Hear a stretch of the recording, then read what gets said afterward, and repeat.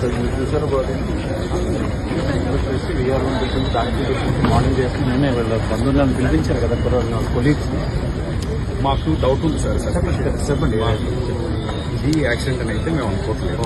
మరి ఈ విషయంలో